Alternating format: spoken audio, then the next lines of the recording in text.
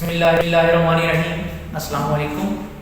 मैं हूं नुमान रशीद और आप देख रहे हैं मेरा YouTube channel something about statistics. मैं अपने इस यूट्यूब चैनल पर अपने इस लर्निंग प्लेटफॉर्म से आपको वेलकम कहता हूं। हम सैम्पलिंग एंड सैम्पलिंग डिस्ट्रीब्यूशंस अपने वीडियो लेक्चर से कवर कर रहे हैं।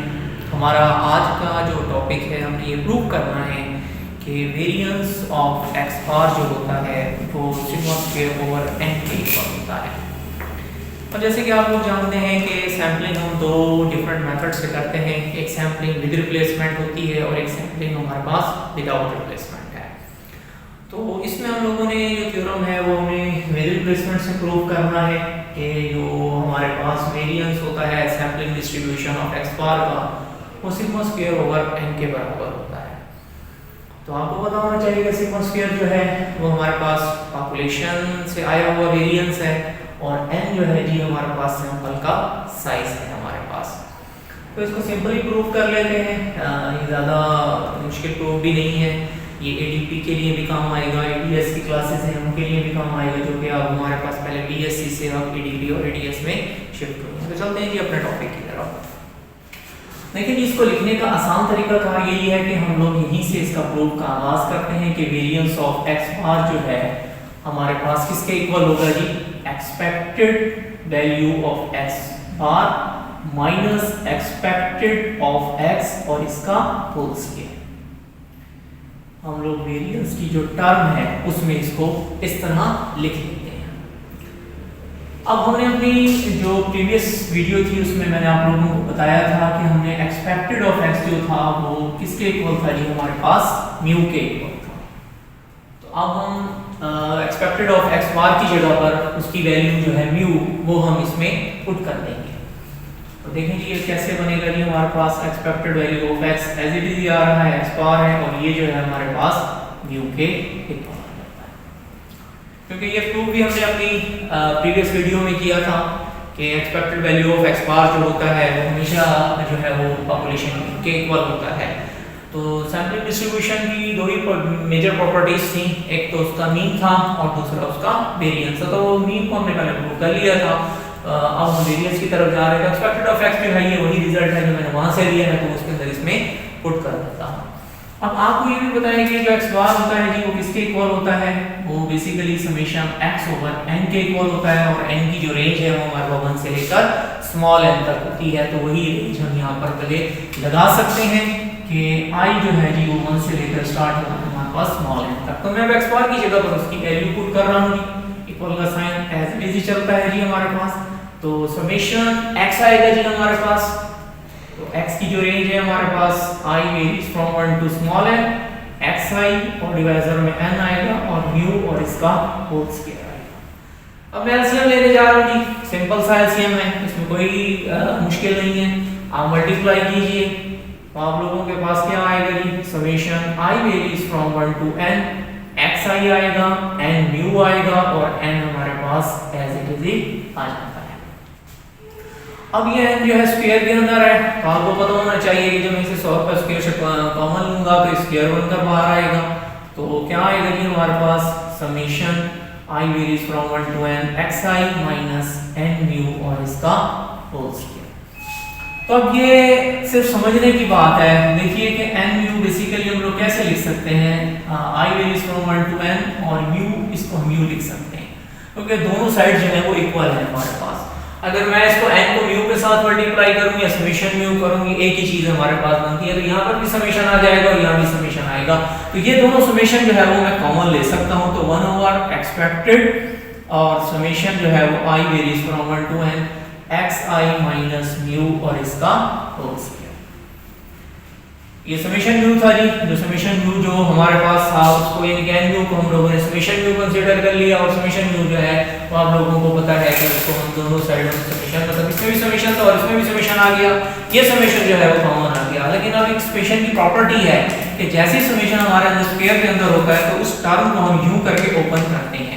एक्सपेक्टेड आएगा जी हमारे पास summation i varies from 1 to n xi minus mu का होल स्क्वायर आएगा और ये प्रोडक्ट टर्म आ जाती है i is not equal to j और n।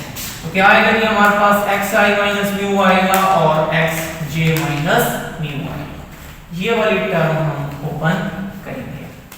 याद रखिएगा जब भी समेशन स्क्वायर में हो तो हमारे पास ये टर्म आती है और प्लस हमारे पास ये प्रोडक्ट टर्म आ जाती है। पहले हमारे पास ये वाली टर्म आएगी और फिर ये प्रोडक्ट टर्म आ जाती है। तो ये एक इंटरमीडिएट के जो स्टूडेंट्स हैं उन तक भी ये बात आसानी से उनको भी पता है कि जब समेशन को हम ओपन करेंगे तो पहले ये टर्म बनती है, मतलब ये कोई जिसे कह सकते हैं तो समझाने की खास जरूरत नहीं पड़ती। हाँ, यहाँ पर देख लीजिए कि ये जो टर्म हमारे पास ओपन हुई है इंडिपेंडेंट टर्म बनेगी कि i और j जो है वो इक्वल नहीं है हमारे पास, क्योंकि i जो है वो हमारे पास कोई फर्स्ट टर्म होगी और j जो होगी उसकी सेकंड टर्म होगी। अगर ये थर्ड टर्म है तो वो फोर्थ टर्म होगी, तो i is not equal to j और इनकी जो रेंज है वो हमारे पास n और हमारे पास इस तक एक्सपेंड होती है। अब क्योंकि मेरे पास एक्सपेक्टेशन मौजूद है तो एक्सपेक्टेशन का रूल है कि वो समेशन से पहले अप्लाई की जाएगी, तो एक्सपेक्टेशन मैं इस पर भी अप्लाई करूंगा और इस टर्म पर भी अप्लाई करूंगा। जब मैं इस टर्म पर अप्लाई करूंगा तो देखिएगा कि मेरे पास इसमें क्या चेंज आती है और जब मैं इस पर अप्लाई करूंगा तो चेंज क्या आएगी। एक छोटा सा टॉपिक बस इसमें अभी हमारा ये थ्योरम ऑलमोस्ट कंप्लीट हो चुका है। तो इसमें जब हम लोग यहाँ पर अप्लाई करेंगे तो क्या आएगा जी, i varies from 1 to n आएगा और एक्सपेक्टेशन जो है जी वो इस पर अप्लाई हो जाएगी। तो आप देखें जी मुझे यहाँ पर भी इसकी एक्सपेक्टेशन अप्लाई करनी है, i is not equal to j और n तक है जी हमारे पास एक्सपेक्टेड आएगी xi माइनस म्यू और xj माइनस म्यू आएगी, दैट इज एक्सपेक्टेशन। तो अब मैं इसको इक्वेशन a का नाम दे देता हूँ कि ये हमारे पास इक्वेशन नंबर a है। तो मैं इसको अलग इस टर्म को अलग कंसीडर करूंगा और इस टर्म को मैं अलग कंसीडर करूंगा। तो अब मैं इसको अगर इस टर्म को अलग कंसीडर करता हूं तो आप देखिएगा कि ये मेरे पास कौन सी टर्म बन जाएगी। मैं अपनी बोर्ड का हिस्सा तो हिस्सों में डिवाइड कर लेता हूं। पहले मैं इसकी टर्म को देखता हूं कि ये टर्म क्या बनती है। ये expected of xi minus mu का जो होल स्क्वायर होता है वो याद रखिएगा सिग्मा स्क्वायर के इक्वल होगा, क्योंकि ये हमारा वेरिएंस है, ये वेरिएंस बनेगा। एक्सपेक्टेशन की फॉर्म में इसको मैं अगर लिखूं तो मैं यूं ही लिख सकता हूं। ठीक है, एक्सपेक्टेशन को अगर मैं समेशन में एक्सपेंड करता हूं तो याद रखिएगा वो यूं ही बनेगा n xi माइनस म्यू का होल स्क्वायर और कैपिटल N होता है, क्योंकि प्रोबेबिलिटी के साथ इसको हम क्या करेंगे, डिवाइड करेंगे, क्योंकि इसकी प्रोबेबिलिटी जो आएगी वो 1/n आएगी। तो बेसिकली ये हमारे पास इसी शक्ल में आ जाता है। तो बहरहाल सिंपल इज दैट कि एक्सपेक्टेड वैल्यू जो होती है वो हमारे पास किसके इक्वल होगी, सिग्मा स्क्वायर के इक्वल होगी। और ये वाली जो टर्म है, ये वाली जो टर्म है हमारे पास, अगर मैं इसको फर्दर राइट करूं तो इसको मैं यूं लिखूंगा xj minus mu, that is covariance, that is covariance. ये कोवेरिएंस टर्म है और कोवेरिएंस जो होता है हमारे पास ये ith और jth टर्म का है। अब ये भी याद रखिएगा क्योंकि हम सैंपलिंग विद रिप्लेसमेंट कर रहे हैं, सैंपलिंग विद रिप्लेसमेंट कर रहे हैं। जब हम सैंपलिंग विद रिप्लेसमेंट करते हैं तो ith टर्म और jth टर्म इंडिपेंडेंट होती हैं, क्योंकि एक यूनिट दूसरे यूनिट पर अपना कोई असर नहीं डालता। जब हम सैंपलिंग यूनिट सिलेक्ट करेंगे तो पहला यूनिट का असर दूसरे पे नहीं आएगा, क्योंकि हमने सैंपलिंग विद रिप्लेसमेंट किया है, अपने जो यूनिट थे पॉपुलेशन के उसके अंदर रिप्लेस कर दिए। तो जो पहली प्रोबेबिलिटी और इसकी प्रायोरिटी दोनों पर असर नहीं डालेगा, बोथ आर इंडिपेंडेंट। तो इंडिपेंडेंट का जो कोवेरिएंस होता है याद रखिएगा वो हमेशा हमेशा 0 के इक्वल होगा, क्योंकि ith term and jth term both are independent और इंडिपेंडेंट का जो कोवेरिएंस होता है वो हमेशा 0 के बराबर होगा, क्योंकि इसके अंदर कोई रिलेशनशिप मौजूद नहीं होती। फिर सुन लीजिए, ये हमारे पास जो टर्म थी वो हमारे पास वेरिएंस के इक्वल आ गई और ये वाली जो टर्म थी वो हमारे पास इसके इक्वल आ जाएगी, 0 के इक्वल आ जाएगी, because it's a covariance of i and jth term and both the terms are independent because ith and jth term are independent and the covariance of ith and jth term is equal to 0। तो इसकी वजह से हमारे पास इसका जो answer आएगा वो 0 आ जाएगा। आप अगर यहाँ लिखना चाहें तो लिख सकते हैं कि ith and jth term are independent। ये इंडिपेंडेंट है नहीं, और इंडिपेंडेंट का जो कोवेरिएंस होता है वो हमेशा 0 होता है। तो अब ये सारे रिजल्ट, ये वाला रिजल्ट भी और ये रिजल्ट भी हम अपनी क्वेश्चन ए के अंदर रिप्लेस करने जा रहे हैं। तो क्या आएगा जी, n, और हमारे पास क्या आ जाएगा, summation i varies from 1 to n और that is sigma square. Yes, और ये सारी टर्म जो है वो 0 हो जाएगी। तो मैं इसको यहाँ से ओमिट कर रहा हूँ, इसको मैं राइट ही नहीं करता। अब मेरे पास क्या रह जाएगा कि जो हमारा समेशन होता है वो जब भी किसी कांस्टेंट से याद रखिएगा sigma square is a constant, और जब भी हमारे पास समेशन किसी कांस्टेंट से मल्टीप्लाई होता है तो वो उसकी तादाद में तब्दील हो जाता है, और हम इसको कैसे लिख सकते हैं 1/n का स्क्वायर और n सिग्मा स्क्वायर लिख सकते हैं। तो n जो है जी वो n से कैंसिल होगा, हमारे पास फर्दर इसका फाइनल रिजल्ट आएगा सिग्मा स्क्वायर ओवर n। तो हमने प्रूव कर लेते हैं कि variance of x bar is equal to sigma square over n। Further अगर मैं इसका स्टैंडर्ड एरर कैलकुलेट करता हूं तो मुझे क्या करना पड़ेगा, ये दोनों साइड का स्टैंडर्ड स्क्वायर रूट लेना पड़ेगा, पॉजिटिव स्क्वायर रूट लेना पड़ेगा, और जब इसका पॉजिटिव स्क्वायर रूट लूंगा तो आप देख सकते हैं कि सिग्मा स्क्वायर का जो हमारा पॉजिटिव स्क्वायर रूट आएगा वो हमारे पास सिग्मा आएगा, और n जो है वो हमारे पास इस तरह आ जाएगा। तो अगर स्टैंडर्ड एरर होगा तो उसका ये प्रूफ बन जाएगा, और अगर वेरिएंस होगा तो वो ये बन जाएगा। मैं अपने पूरे टॉपिक को एक बार दोबारा से फाइनलाइज करा देता हूं। हम टॉपिक पे चले थे, शो दैट हमें ये प्रूव करना था कि सिग्मा स्क्वायर ओवर n है। वेरिएंस को मैंने कैसे लिखा, एक्सपेक्टेड x बार माइनस एक्सपेक्टेड का होल स्क्वायर लिख दिया। अब expected of x bar basically किसके इक्वल है, म्यू के इक्वल है, ये आप अच्छे से जानते हैं, हमने अपने प्रीवियस वीडियो में इसका थ्योरम एक कर लिया था। अब x बार को हमने वैसे लिखा और इसको लिख लिया। अब x बार जो है बेसिकली वो क्या चीज है, समेशन x ओवर n है, हमने इसको फार्मूला एक्सपेंड कर दिया। हमने अगले स्टेप में क्या किया है, जिसका एलसीएम ले लिया। एलसीएम क्या होगा कि n उसके साथ जाके मल्टीप्लाई होगा, ये कॉमन आएगा, होल स्क्वायर है हमारे पास, n जो है वो जाके हमारे पास कॉमन की शक्ल में स्क्वायर बनकर बाहर आ जाएगा, और एक्सपेक्टेशन एज इट इज ही। अब यहां पर बात समझने वाली है कि n म्यू बेसिकली क्या है, समेशन म्यू के इक्वल है। तो ये भी समेशन म्यू और ये समेशन, तो समेशन मैंने कॉमन ले लिया और x माइनस म्यू रह गया, लेकिन ये समेशन स्क्वायर के अंदर है। तो जब स्क्वायर के अंदर होगा तो आपको पता है कि 2 टाइम्स ये टर्म्स ओपन होंगी, पहले हमारे पास सिंगल टर्म और फिर ये प्रोडक्ट टर्म।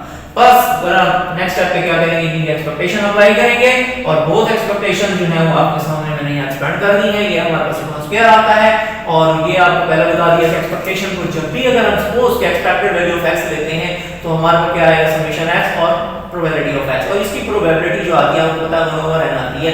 बिल्कुल इसी तरह अगर हम x माइनस म्यू का होल स्क्वायर करेंगे तो वो क्या आएगा, समेशन x माइनस म्यू का होल स्क्वायर और f ऑफ x, और f ऑफ x हमारे पास किसके इक्वल होता है आपको पता होना चाहिए, इसकी प्रोबेबिलिटी जो आएगी 1 ओवर n आएगी। तो that is x minus mu whole square over n, it is nothing but the sigma square.